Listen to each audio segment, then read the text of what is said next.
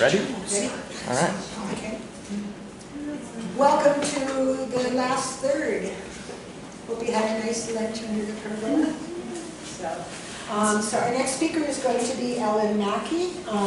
Ellen has a long history in LA of working with ecology and native plants, and also has a house that's very close to here. She's about 1.5 miles away from us and has been working on her house for a really long time. I remember going to Ellen's house 10 years ago and seeing her electric meter going backwards. It was the first one I ever saw where she was feeding it back to the city. So it was kind of very innovative and early adopter of a lot of smart practices. For a living, she works as senior ecologist with the Metropolitan Water District of Southern California. She's worked for many other agencies, including the Council for Watershed Health and many other capacities. She's former board president of the Theodore Payne Foundation, so she's helped us in many ways as well. And she is co-author of that fabulous book, Care and Maintenance of Southern California Native Plant Gardens. So it was kind of the germ she planted to make that happen, and spearheaded it, and then worked with 2 other wonderful authors to make that a reality.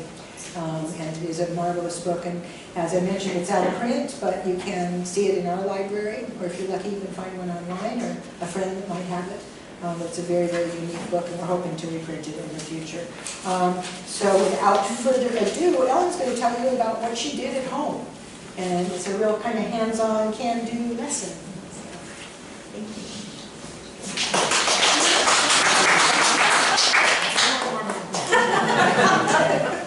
Okay, so before we start, I want to know who you are.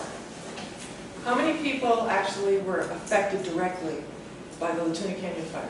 You told me you were evacuated? Yeah, we were almost evacuated. We were right here. Right here on the Tuna Canyon? Yeah, just right up from the nursery.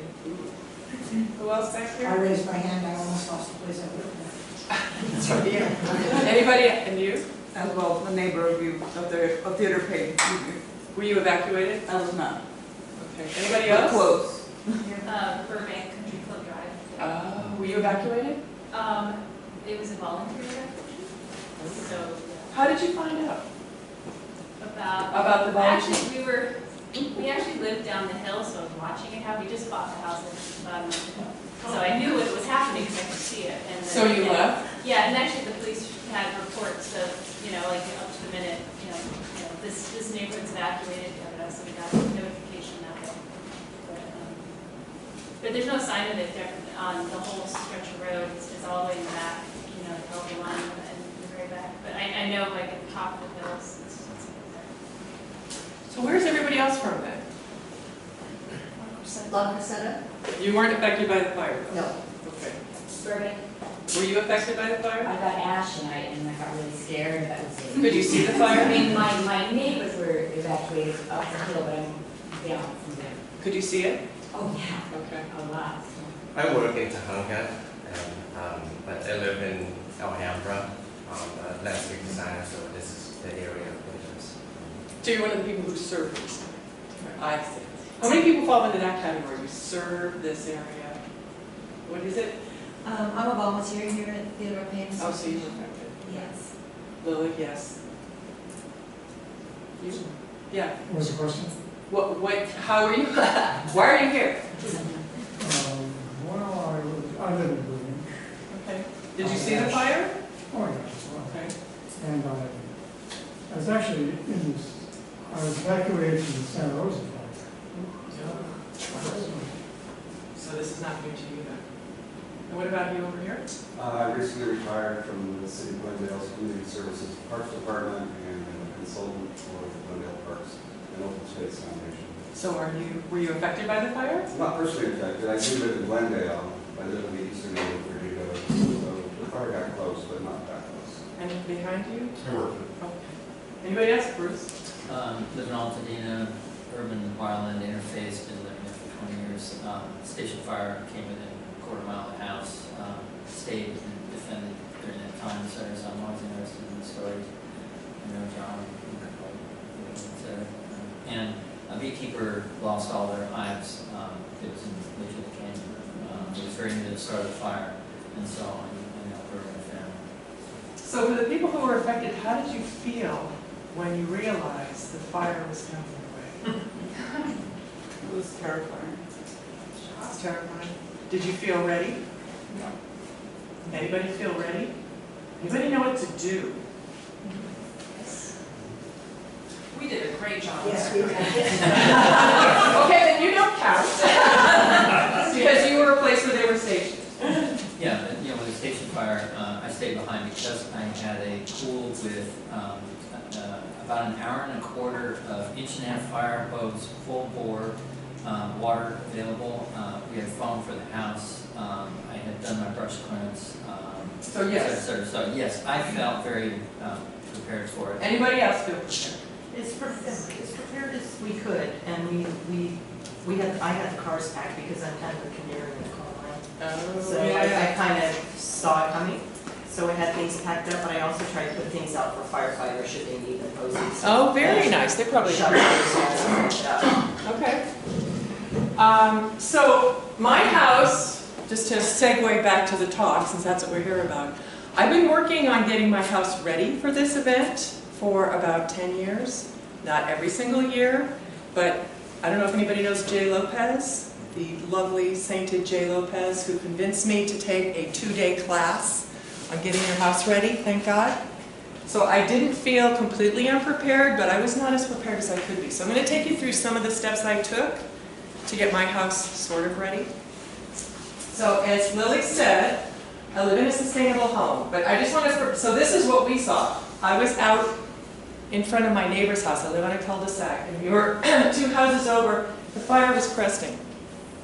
It was coming over, because it's in Chandler Canyon, which is the next canyon south of here, and the entire ridge, it was starting to come over. We were sitting there, of course, we were having beers, actually. And this is what we saw, fortunately. The wind was going in the other direction, so it wasn't going to come down, so we weren't really concerned, but my car was packed. So I'm one of those people who was up till 4 in the morning, Friday night, walking around my house going, what do I have to pack? What do I need to take? What can I not live without? Did everybody go through that when you had to evacuate? Did you feel like you got everything? So did anybody ask themselves after you finish this, because this is Saturday morning, what the heck is the rest of this stuff in my house that I have in my car, which is only a volt, and I can drive away from the rest of it? That was eye-opening. So one of the things you need to know is that everybody's house is different. When you start to go through the analysis, if Jay can, I would suggest we try to get Jay to one of these classes. He's the next speaker after you. Okay, let's ask him if we can arrange to have one of those 2-day classes with an expert from Idaho come and teach us how to do this. But everybody's house is different. When you start to go through analysis, you have to take into account your house, your family needs. So I'm going to talk about my process, but this is the process from a scientist's perspective, and and here he is, the wonderful Jay Lopez. Come on in. So it's from a perspective from a scientist, so I'm very good at analysis. I have been upbraided by landscape architects to say you need to think about how it looks to people, because this is LA where you can buy Botox on every street corner, and if it doesn't look good, people are not going to do it. So I've had to pay attention to that as one of the layers I have to consider. So different families have different needs. Anyone who was there Friday night, and this is what I experienced, I kept opening the door, and I saw that rosy glow get redder and redder and brighter and brighter. My car was packed. Did anybody look online for an evacuation checklist? You did? Did you do it? Did you put the ladder outside and all of that kind of stuff that they turn your lights on? Yes. Okay. There are evacuation checklists online that you should look at that are really helpful. One of them is with House Logic and the other is with the Cal Fire site. They will take you through step by step what you need to do when you're looking at evacuation. Okay. 2 equally important factors when you start to prepare your house before the fire comes. So this is way before. Adequate, and this has been stated by several people before, adequate defensible space is based on wise selection, placement, and maintenance of near-home vegetation. Thank you, Melanie and Lily. And I'm going to talk about the wise selection of building materials and designs that help resist ignition. And this is from Steve Quarles paper, 2010. This is the word, this is what you need to remember. You're resisting ignition from embers. There are other sources of fire. There's radiant heat, there's direct contact with heat, but what you're trying to resist is embers penetrating your house. Okay, the rest of this will make so much more sense if you get that. So I'm going to have you say, resist ignition from embers. Resist ignition from embers. Oh, and I'm going to have you say that again. So this is my house. This is the year before I bought it. Notice the grass, that came out immediately, by the way. Metropolitan Water District, I couldn't have that there. But look at the background. So up on this slope behind my house, which is the open space, there are now 2 homes up there. And this is kind of wild up there. And there were a lot of deer, and there's still deer, and there's wildlife dramas going on up there all the time. There's a bobcat and birds, etc., etc. So we can just sit in the backyard and watch all this. So this was 1995. This is 2003, 2004. Obviously native landscaping in the front. But look at the slope behind. This is my neighbor's house. This took him 2 years just to get the foundations for the house done, because if there's an earthquake, they didn't want the house sliding down. So the foundation took 2 years, and he put this patio here, I'm not sure why, but he takes care of this slope, and look what he did. Everything that you were talking about earlier, trimming up trees, removing stuff underneath. It has made, there's a lot more grown grasses here than there were originally, but they've taken out anything that's flammable, and he is, even though they're really, really loud sometimes, they're very, very good. If I say, hey, can you take out that tree? It's really dead, because he's afraid it's not dead. I said, no, that's gone. Take that out. He's very good about it. So we had this protection behind the house. But I'm just talking about hardening my house in case that starts to go up, because we are really embedded in the other, it's the end of Roscoe Canyon, or Roscoe Boulevard that goes up into a canyon. That's one way in, one way out. Okay, so I had to be prepared for the evacuation, and I also had to be, my house had to be prepared to try to resist fire, and I just need to make this point. This is just a probability. You're trying to harden your home so that you have a higher chance of your house surviving that fire. Okay? This is what the slope looked like. This is before fuel clearance. That's the top. This, by the way, is an old slide, which is now at rock, because I climbed all over it before I bought the house. Okay, so as a homeowner, you've heard more generalized things, so I'm going to tell this and more of a story from a homeowner's perspective. So the challenges that we face, all of us I think here, if you're living anywhere close to the urban wildland interface, there's fire, there's seismic challenges, aging infrastructure. My house was built in 1950. This was my sewer system, so this derailed me for a year because my entire budget for 2 years had to go to replacing my sewer lines. Just as, if you can see right here, they were starting to go completely. That's the bottom. I intercepted it before it became a big challenge. Wildlife intrusions, because I am an urban farmer, and I've had deer live in my backyard that eat all my tomatoes. It's a sustainable house, and this is one of the solar panel systems. We were talking about that earlier, Ann. This is the one I lust after. This is a bifacial solar panels. They're translucent, but they can generate electricity from reflected light as well as direct light. I need something low maintenance as I'm getting older, and finances are always a consideration. I'm going to tell you the bottom line here is don't do this all in 1 year. You'll overwhelm yourself. Start with the easiest stuff, get the low-hanging fruit, and then move to more expensive things. So I'm going to talk about 4 issues. Landscaping, which has been covered in a general way, but from a specific way I'm going to cover it. This picture, by the way, was taken by the wonderful Barbara Eisenstein during the Theodore Payne Foundation tour in like 2004. I'm going to talk about fencing, because that's an issue, roofing, eaves and vents, including I had to remove my patio. I realized that fire would just go up like tissue paper and conduct a fire right into my house. The patio came down a year and a half ago. Thank God. And the one thing I want to point out, roofs, eaves, and vents are the most vulnerable portion of a house because it's right on the edge. It's the place where embers are going to stick. It's the kind of the thinnest portion. So if you're thinking of vulnerability, it's the roof and the edges and the eaves, okay? So landscaping issues from a homeowner's perspective. There's fire, there's water conservation, I work for the water district. Native plantings, I'm an ecologist. I'm also an urban farmer. I want low maintenance, and to tell you as I get older, I am definitely feeling that. Pest control, because I am right in the urban interface. I have possums and raccoons, and deer ate the tops off my perfect broccoli one year. That's in addition to other weeds and insects that are always coming in. Finances, you're going to see this as a pattern. Finances are always something to consider about. All right, so we talked about this. Actually, Melanie and Lily talked about this. This was my backyard.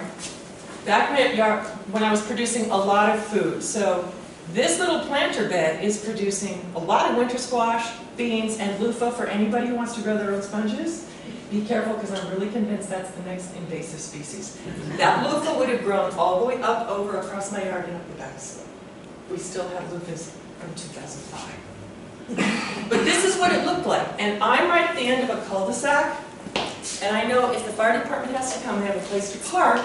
But they're going to run right through my yard to get to that slope behind me. So I had to admit, this isn't going to work. They were talking about defensible space. They were talking about vegetation under the eaves and products. I call it landscape tchotchkes, stuff here, that will take a fire right into the eaves here. This was my attempt at getting grapes, and then these are kiwis.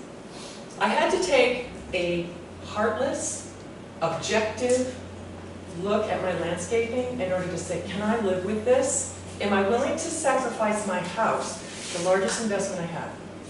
So I know it's easy to get wrapped around sentimentality, but I'm not going to lose my house for a plant, even though I'm in college. Okay, so this is what it looked like before. See this right here? This is from a spa that I never used, so this is the pump and whatnot. This thing was completely unnecessary. All of this was unnecessary. So don't be shocked. This is what it looks like now. All right? But this is defensible space. It doesn't actually look like this, because those apricots, which are getting stormwater from the roof, are actually now about this wide and about this deep. But since I have the pruning shears, they're only 6 feet tall, and they are still 2 feet from the house. So a fireman can run right through this yard really fast and get to that back slope. Okay? And that was my goal, one of my goals here. I still have native plantings here. They're here, they're back here, so I have lots of native plantings. And all of my raised beds are over on the side and all the way over to the side here. And I still have an orchard. But they needed to get through the yard. Let's face it, that's important. So here was the layers of concerns. It's an extreme fire risk area. This is very water conserving. There's native plantings, there's an organic garden. It's very low maintenance. I mean, I literally just have to suck up everything off the granite. Pest control, one of the side effects is that since this is so open, all of the rodents are less likely to be running through this area, because foundation plantings are just an open invitation to every rodent you can think of to go right into your house. When it's open, and you're up against open space and you know there's predators that are hunting them, I haven't seen them. In addition, since I'm watering out here, not here, and all foundation plantings completely around my house are gone, the ant invasion plummeted, because I'm not watering next to the foundation. So there's no invitation to insects, animals to come right into my house. It's gone. So this actually is what green building standards request, 3 feet from your house. This takes a while. I'm going to tell you, this took several years to go completely around the house, pull out everything, grapes, kiwis, give stuff away to people. People are willing to take it if you just put it on a Craigslist. Let them dig it out, take it away so you're not killing stuff, but get it away from your foundation. Does that make sense? Are you overwhelmed? No? Okay. So this was taken the same day as that other picture was taken, through all of the beams right here. I want to talk about fencing. So this fencing was put up because my kids needed privacy when they were playing outside. So we put up those 6-foot sections of Doug fir that you can buy from Home Depot. That is unfortunately also called a fire wick, especially when it goes right to your house. So here's the fence, and then comes all the way around right to my house. So I'm inviting a fire all the way here again. This is my daughter's secret garden, so she played in this. Anybody who was at my house, I know there's a number of people who've been in my house during the tour. This was her this was her little space. This is where she took naps. She had teas back here. She would watch wildlife here. She could watch it from the kitchen. But as she grew older, I decided I'm doing away with all of this because this is a problem. So for the new fence, when I decided I have to do this, I wanted a Class A fire rated material. So it's a standalone Class A fire rated material. I needed something that was not going to support termites. I needed to address privacy and security issues and finances. Oh, let me see. I think I might do this. So there's the Class A fire rated material. And I think everybody knows this picture. There's my privacy security issue. This is what was happening with my kids when they were outside. That's why I had to put up a fence to begin with. And finances. So here's the old fence. And here's a new fence. This is timber sill. Oh, blast. It's in the car. I have samples in my car. I will get them during Jay's talk. But it's actually a southern pine that's been treated to encase the wood in glass. So it's supposed to be non-flammable, obviously not attractive to termites because they can't eat glass. There was a problem if you look online for this. Apparently Brad Pitt tried to buy a lot of this after Katrina, and it started to fail. So fortunately, in a moment of prescience, when I was designing this fence, you will notice none of this comes into contact with the soil. And I had to override everybody's concern, including both contractors, and say, I am designing how you're suspending this. So these struts are also something that won't attract termites. They're also non-flammable, and the entire system is suspended above the ground, so none of that wood comes in contact. So I avoided that without even knowing. What was the problem? Rot? Yeah, it started to, yeah. I think they stressed it too much beyond what they might, because that's a very different environment than here.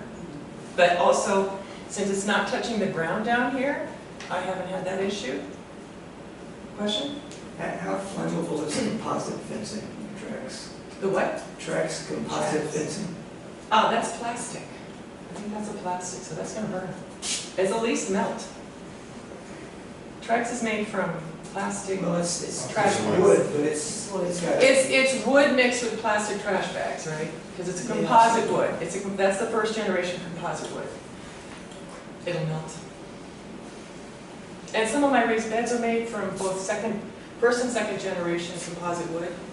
But I would be concerned. I'm not sure that it would ignite, but it would most definitely start melting. So that's why I decided against it. So this is my daughter's secret garden now. A lot more open, so firemen just have to run through the yard. Okay. So the cost for the materials, the innovative system, the materials were delivered, the contractor cost, they had to create 2 gates for me. That was about $5,000. And this is about 78 feet, so it was a little pricey, but it was only one side with my neighbor. And this is the space between my house and the driveway, and this is where the security issue comes in. I didn't want a solid fence because I wanted to be able to see if there's somebody back here, because this opens to the street. So just to be able to see through to the driveway, I had spaces left between each plank. I'm going to have to go faster. Okay, roof. I decided to expand my solar system. I was talking to Ann earlier about this because I already had a solar system since 1996. I decided to expand it. That means you have to look at your roof at this point. So I had to think about fire, a green roof, taking the solar panels off, and then putting new ones back on again. I had additional roof work I had to do, including taking off 3 layers of composition shingle that was already there, and finances again. That's in my head. Because all of this has been going on over the past 15 years, right? And you have to do, one thing I'm gonna warn you about, you have to do the research. You have to know what you're talking about. Contractors won't necessarily tell you, because I interviewed 3 contractors who said, oh, you don't have to worry about that. All you need is composition shingle. And I went, there's the door. Bye. So the roof material wanted a standalone Class A fire-rated material. So this would be on its own. You can get assembled systems that are also Class A, but I wanted a standalone Class A fire-rated material, so I used asphalt fiberglass composition shingles. I live in a canyon, so I need to be able to handle that wind.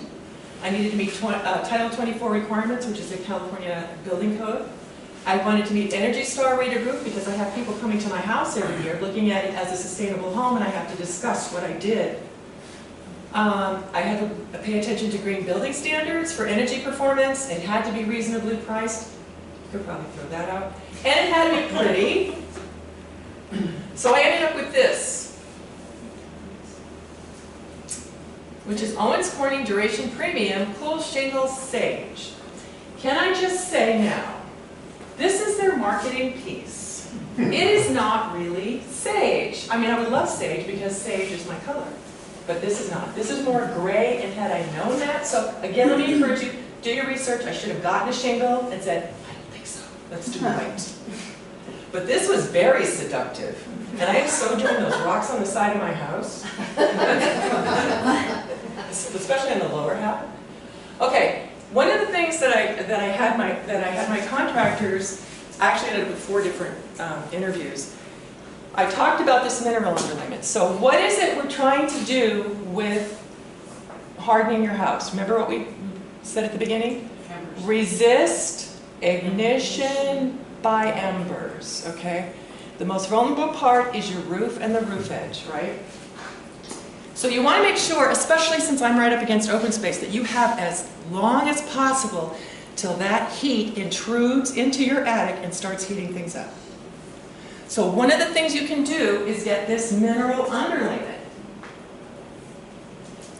The first 3 contractors said, oh, you don't need this. This is a Class A fire-rated material, you'll be fine. And I went, door. I finally just had to say, we're doing it. We're doing it, give me the price. Overrode them. So get used to doing that as well. Okay. This is one that is asphalt and fiberglass. There's also, so this is what it looks like. It's a type G3 mineral surface cap system for roofing systems. There's also this hardened Denstad system, which is gypsum and fiberglass, which you can also do. This is a little more expensive. And since I already had a Class A fire rated shingle system, I decided to go with a less expensive rollout cap system. So I'm going to take you really quickly through my roof. This was how ugly it looked before. This is my beautiful solar system. This had to come off. There goes the air conditioner. This is the 3 layers of shingles that had to come off. That was really quite a mess. That's my garage and my office area. This is them, and because I had 2 different, the house was built in 2 different parts, so I had the 1950 house and then the extension was done in 1991. Then I go back and put plywood on and then put the tar paper on. That's the mineral underlayment being laid down over the tar paper. So again, it's only 1/4 of an inch, but again, what you're trying to do is try to keep heat out of your attic and keep it away from the edges of your roof and your eaves. You're delaying heat intrusion, okay? That's on the garage. That's a close-up of the cap system, the mineral layer. And then the shingles go on over it. So that's it. It's pretty easy. And again, even though it's going to be a little more, it's going to be more research and it's going to be more investment, this is your house. Our houses are worth a lot here. I don't want to lose it. I don't want the psychological distress of having lost my house. So, the roof price includes, because you're going to have a bit of a sticker shock here, removing the solar panels, removing the central air unit, removing 3 layers of old shingles, bringing the roof up to code, the mineral underlayment, the Owens Corning shingles, and reinstalling the solar. Okay, so that's a lot. But it's my house. You know, it's worth what, $700,000 at this point. I don't want it to burn. Okay, any questions on that, anybody, or are you just overwhelmed? Kitty? Do solar panels create an opportunity for leaves to gather and embers to ignite? Because we just put in solar panels on that. I saw that. And I'm worried. One of the things you have to do with solar panels anyway is wash them. I don't know if anybody told you that. Okay, so while you're washing them, check underneath. So it's just part of the maintenance for your solar panels. And again, if you have a blower, like the same blower or vacuum that I use for the yard, just blow it out. Okay. So it would be part of your monthly maintenance for your solar panels. But yes, it could be a problem. I've always just blown it out. But that is a very good question. You mentioned the mineral layer, something about insulation as well, but besides keeping the heat out during the fire, have you noticed the difference? My house is already, the walls, the ceiling, even underneath are so insulated right now. I'm not sure I would have noticed. It's supposed to have an R value of like 3 to 4, which is not great compared with all the other systems I have in place. Because I already have a 30 in the attic. And then I have a reflected radiant barrier under the roof, so. Okay, let's talk about eaves. Whose house would be here was built like in the 1950s? Just about everybody? This building was, right? Okay, so do you have foundation vents and roof vents? Okay. So we're going to talk about those. You need to put some hardware cloth in there. I was going to, at one point, how much time do I have left? Kitty? 15 minutes. I had looked into some pretty expensive vent systems that would capture embers, that would fall in, and I would have to put them in and cut out part of the struts under the house.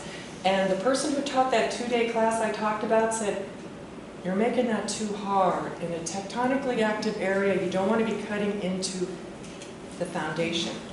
He said, just put in 1/8 inch hardware cloth. It's much easier. It's faster. Anybody can do it.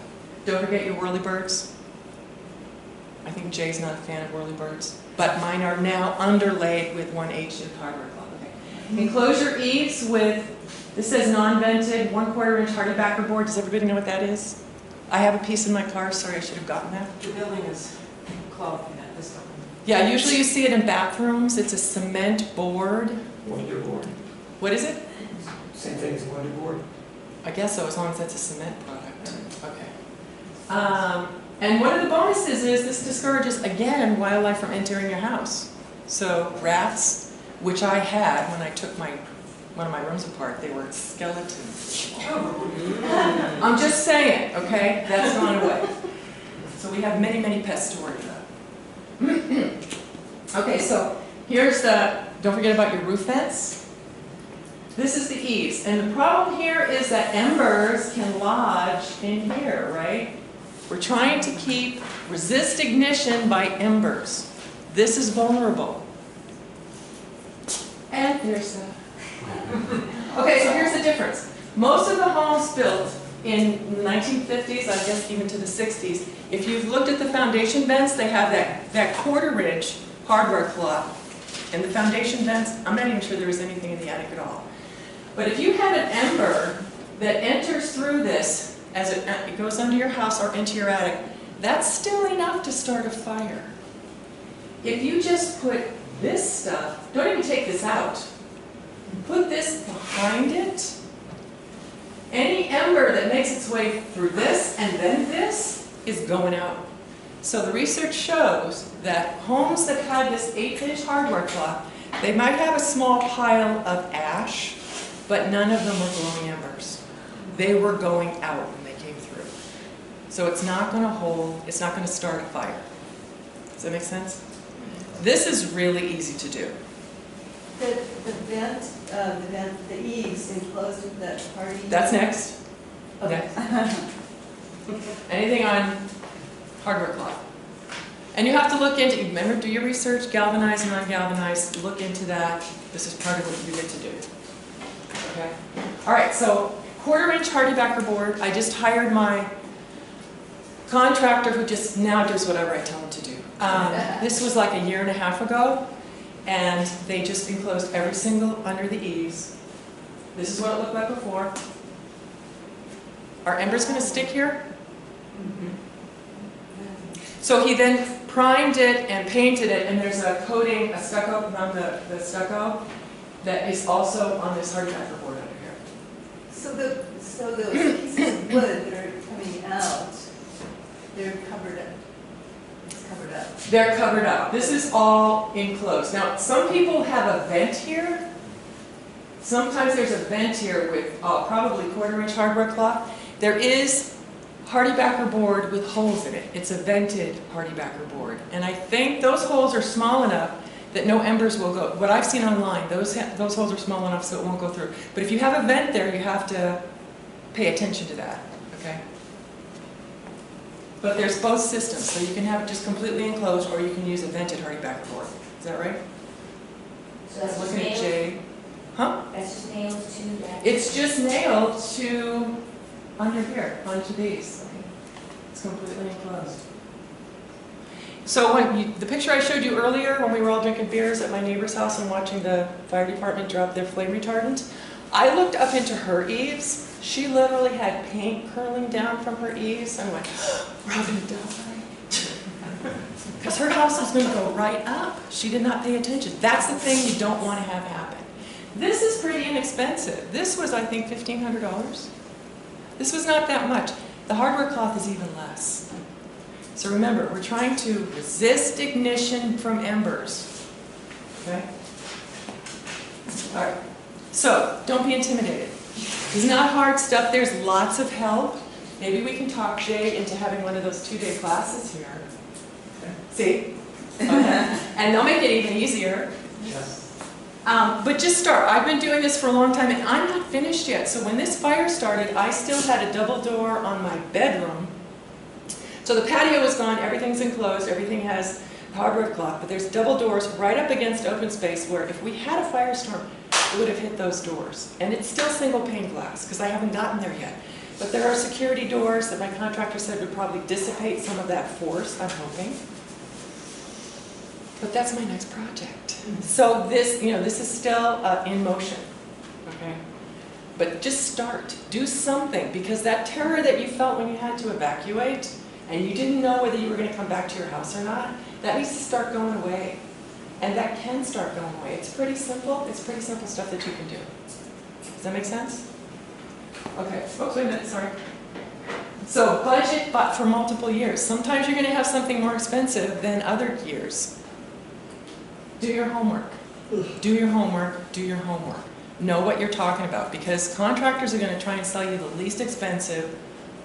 I don't know why a roofer, it didn't seem like it would be in their best interest to tell me not to use mineral underlayment, because they would get more money for it. And I had to override them all. Just say, get it, this is what I want, this is what your walking orders, go get it, order it.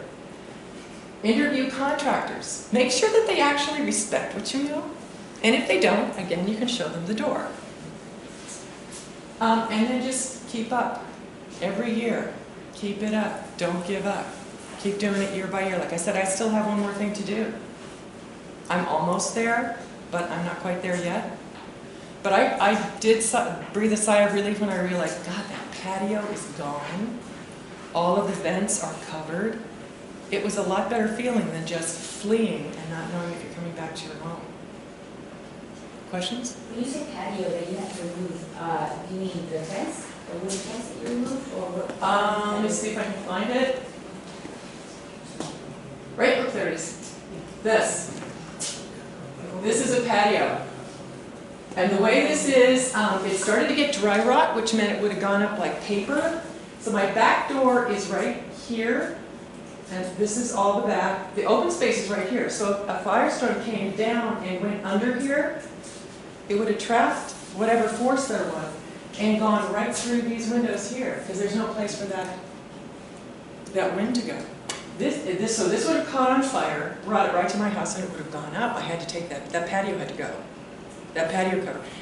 Besides that, I've been lusting for those bifacial solar panels as part of my patio system. So rather than this, I'm going to have something that actually reduces my energy costs. Okay? Other questions? But that's what I had to finally go, I have to get rid of this. I sort of missed the patio, I missed the shade, and in the rain, I missed that.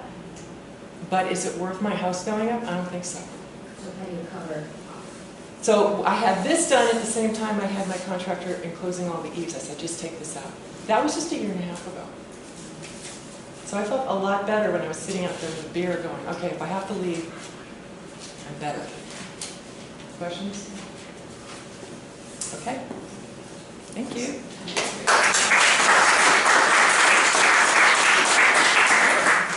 Resources.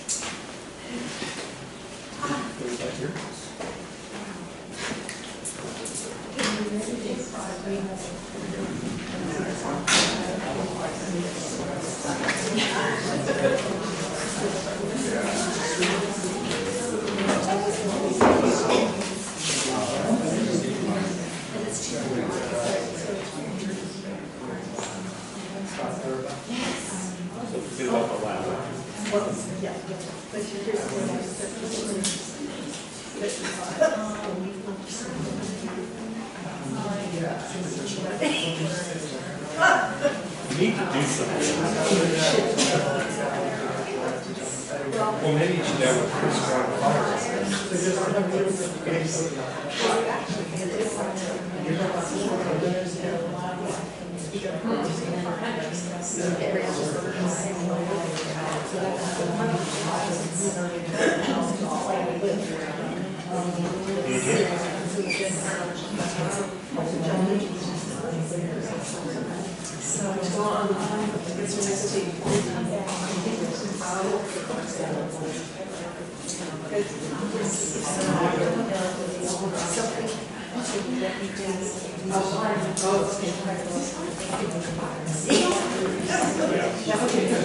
Good afternoon, everybody.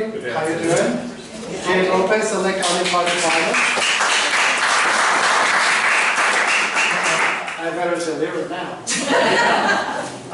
It's always hard to go after Ellen, but I really enjoyed her presentation because slowly I'm making the same steps in my house, what she did, and her research is just fantastic. So one of the things that I have done, that I have no plants against the wall of my house. So my house used to have all the plants right against it, and we were having some moisture growth. So what I did, I moved the sidewalk to right next to all around my house. So it's a little sidewalk, and then the plants is out there. So two things happen with that. First of all, benefit of not having moisture against the house, not having fire right next to the windows and all that. But when I look outside, I see the plants out there. Because it's a little perspective I have now, so I can enjoy the plants that we have in there. So it's been something really nice to have in there. I can't go from here, so for the internet, I'll just ask you.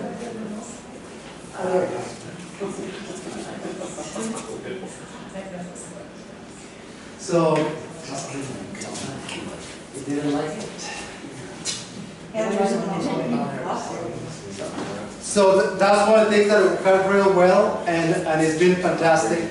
The other thing, when I moved to that home, I live in Altadena. My backyard is the Cajamonga Park for City of Pasadena, and the Angeles National Forest right there. Beautiful view. My first bill with the only company that will insure me, which is Fairplan. Bruce knows. California Fire Science. It was $7,000.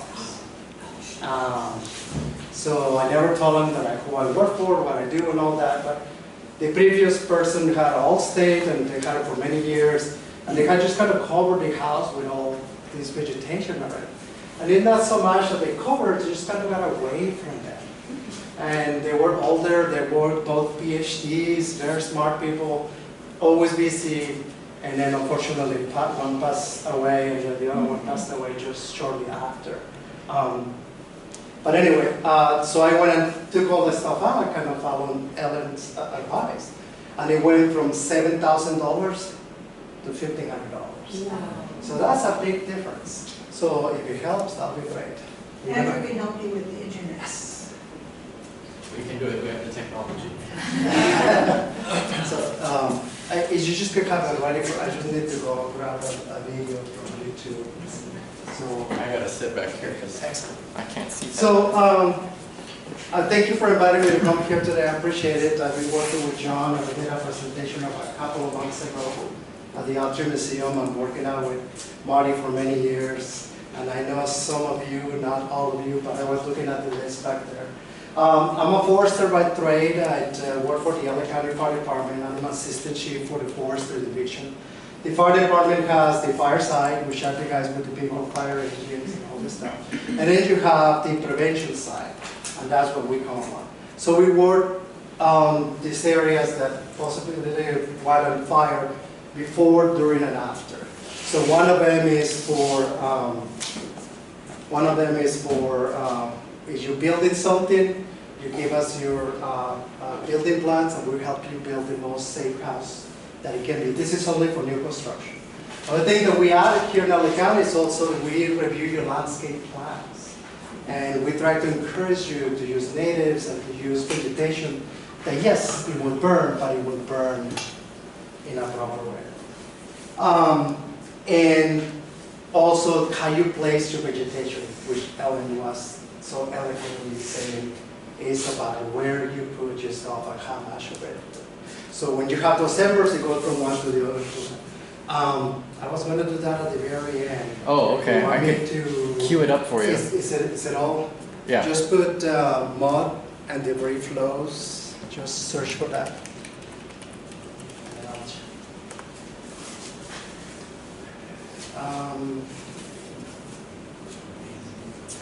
Yeah, that one right there. This one? This one right here. You can just have it ready for me. Stop. Perfect. All right. And then, excellent. So, what was I saying? Where was I? Yes. So anyway, forest division, but I was saying something else. You did the landscape. Oh, yes, we review your landscape. And that's only in Los Angeles County. You with LA City, or you're in an incorporated city, you're in an unincorporated LA County, you have a new construction. We work with you on the landscape of the area. And we encourage you to come to the foundation right here to our Payne to get some plans. And it's always a matter where you place it and what it is. There's also, you're in the unincorporated County, it's a 3 ordinance that we ask you to put A3 somewhere in the property, at least one. All depends on this square footage. And if you are doing a commercial building, we also have an ordinance called cooling pavements ordinance, which we know is a lot of heat is emitted by those black. So the county is trying to reduce that by having vegetation around these parking lots. And I think you start seeing it now. That used to be just this big old square. Now you have some of the areas that have trees going into where the parking spots. And yeah, you lose this parking spot too, but now you have trees that are trying to create shade of that. So this is some rules that I just really quick wanted to mention that we have right now. And there's some stuff that my division does. And then we also help during the fire, and I provide logistical support. So if they need a big old DC-10, they go through me and place the order. Or they need a toothpick, they go through me and place the order. Whatever they need on the fire, I try to help, of course. I have the finance person next to me all the time. I have to be careful how we spend the money, but you see what happens. So, and then the other thing what we follow up at being foresters is the restoration of the area. By restoration, the first thing that we determine, do we need to do something or do we not?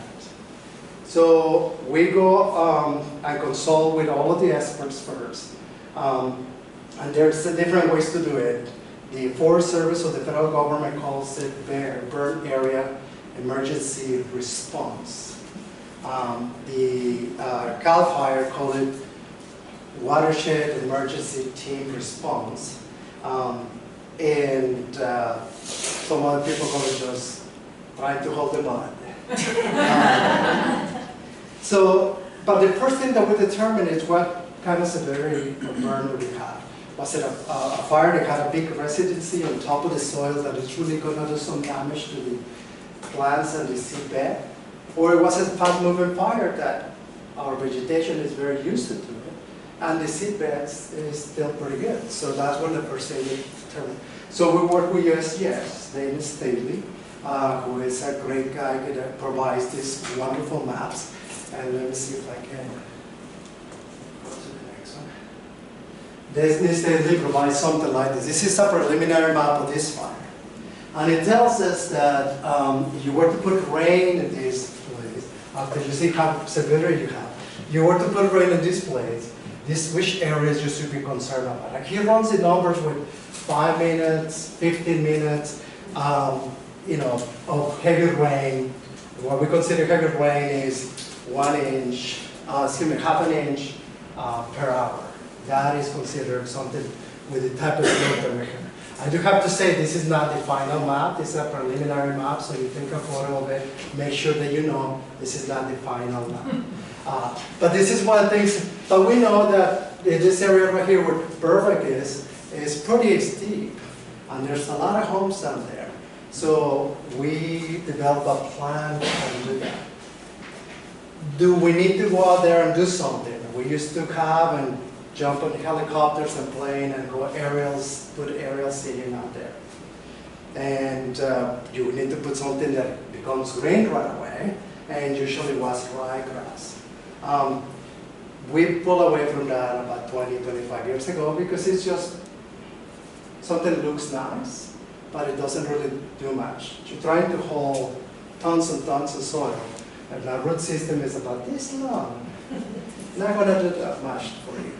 One of the things that we discovered, if the burn severity is low, or minimum, nature knows how to deal with this much better than we do. You already go out there, you can still see some of those plants actually from the bottom responding. Have you noticed that? There's some of the plants out there. As soon as you're going to start put some of this rain, hopefully tomorrow, the day after, we get another little sprinkle, we're going to start having it in there. So the first alternative is not to go out there and do anything to restore. There's 3 terms that we use a lot. Restore, save, and help. And we always say, oh, save this, save the dolphins, save the... Well, I think we're stretching what we humans can do. I think the part of helping is something that we can really establish.